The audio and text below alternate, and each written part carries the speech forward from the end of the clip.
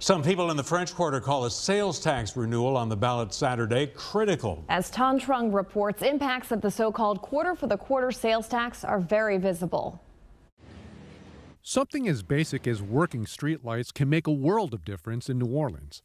Outside the Crystal Burger on Bourbon Street, they've been out for quite a few months. Owner Roger Brown is grateful the historic street lamps near his restaurant actually light up again. It's nice to see that we're starting to do things. I feel like the city needs to, take care of the French Quarter because this is where the money comes from. Repairing and restoring the 900 or so historic lamps in the French Quarter is just one ongoing project Michelle Corso says is possible thanks to a 0.25% sales tax known as quarter for the quarter. What the tax essentially does is it allows us to keep the quarter safe and continue those efforts. Without the tax, what does the scenario look like? Corso is the executive director of the French Quarter Management District.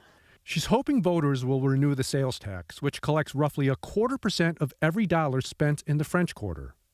Without it, she says public safety could take a hit. The tax finances the extra police patrols in the Vieux Carré and the mini vehicles synonymous with them. In a year which saw a terror attack on Bourbon Street and several other high-profile crimes in the quarter, restaurant owner Roger Brown says the relatively small sales tax is a big factor in safer streets here. I don't think it's a big amount. I think it's good that we can have these people patrolling. Anyone who's ever walked in the French Quarter knows it can be a bit of a challenge because of the condition of the sidewalks. Well, this tax renewal would go to maintain the sidewalks and repair them.